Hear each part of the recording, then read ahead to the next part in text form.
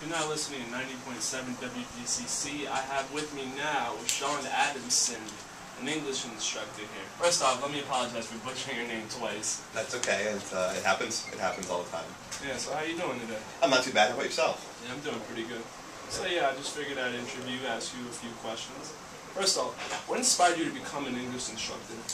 Well, I guess the same thing that inspired me to be an English major. I was always a math, science guy when I was a kid. You know, I was into a lot of that kind of stuff, and I sort of took a creative writing class on a whim in college and did fairly well on it. Really liked it a lot, and sort of switched over to an English major. Graduated with an English degree and started teaching in graduate school, and went right from there into the workforce. I see. So you would say like English was your favorite subject in school? Yeah, it really was. I mean, I still maintain a lot of ties with math and science stuff, but yeah, English became my love. What made you want to teach at a community college as opposed to a high school or a four-year university? Well, the perception of the four-year universities that you spend a lot of time sort of out of the classroom.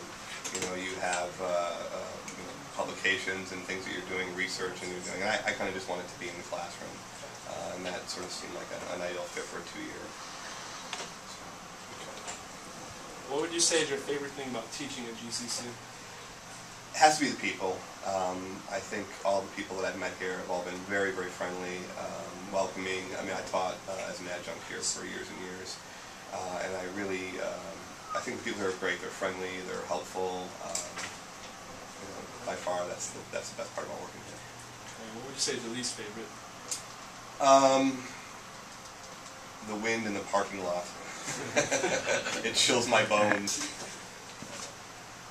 What would you say, like, out of all the classes you've taught here so far, what would be your favorite one? I think it has to be the horror films class. It's the same class that I used to teach for SUNY Genesee. I brought it over here, kind of kept the same text, the same classes. I think the students really like it. I think horror films sometimes get a bad rap. They are looked at as sort of the junk food of the movie world, but I think they do a really great job of holding up a mirror to our society and show us what we're afraid of. You know, for example, you know, in the 50s you see a lot of aliens and body snatchers and things like that, and you know, they really sort of identified our fear of communism being taken over. Sort of, they look just like us, but they have no soul. You know, that kind of thing. So. If you had to teach another subject, what would it be and why? Well, I guess if I couldn't teach English, I'd want to teach film. If I couldn't teach film, I'd want to teach English. So that's kind of an easy one, I guess. But other than those, I guess I'd like to do something with like music, other humanities. Well, why though? Why? Just because I think through my years in college of studying English, and of course that obviously touches on other humanities, I just picked up an appreciation for art and music.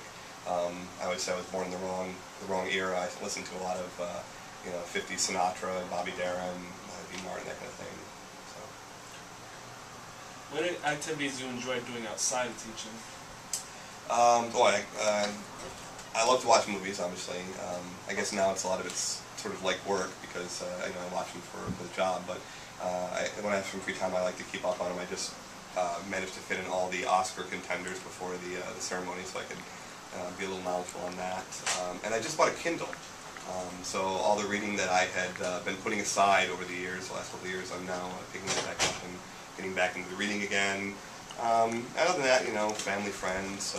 I like to sort of read a little bit about odd subjects. I like to read a little bit about like theoretical astrophysics, hyperspace theory, and string theory, and black holes, and that kind of thing. What would you say is the most valuable lesson you've ever learned in life? In life, underwear first, then pants. But I guess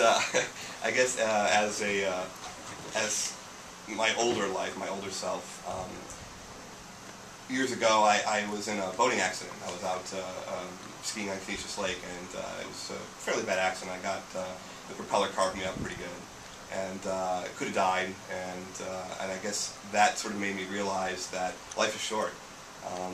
And so, you know, I try to remember that when I, you know, sort of get too big for my britches. Yes, yes. How did that lesson shape you as a person? Well, I think I remember thinking, gosh, what's going to be the last thing that I said to my mom or my dad or my sisters, or my friends? Like, what was the last thing? So I think it shaped me in that I try to, make a point of letting people who are important to me know that they're important to me, because you never know when it might be the last thing you say to them. What's the most valuable lesson you've ever taught to somebody else? That's kind of a hard question because I don't know what they find valuable. I'd like to think that the students that take my classes, no matter what class it is, that they leave with some critical thinking skills, whether they're using those skills to analyze a film, or whether they're using it to write an argumentative paper. That they would leave sort of having a good idea of how to sort through a lot of the information overload that you get these days. I mean, I think young people today are just almost assaulted by the amount of information that they have to sort through. Last but not least, do you have any advice for anybody pursuing a career as an English teacher? Well, it's a tough position. I think teaching in general is tough.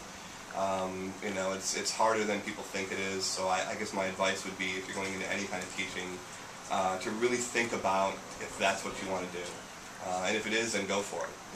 And if not, then have something else in your back pocket just in case. Let's see. All right, thank you for this interview. There you have it, folks. Shawn Adamson. Up next, we have Guess Who by American Woman here on 90.7 WGCC.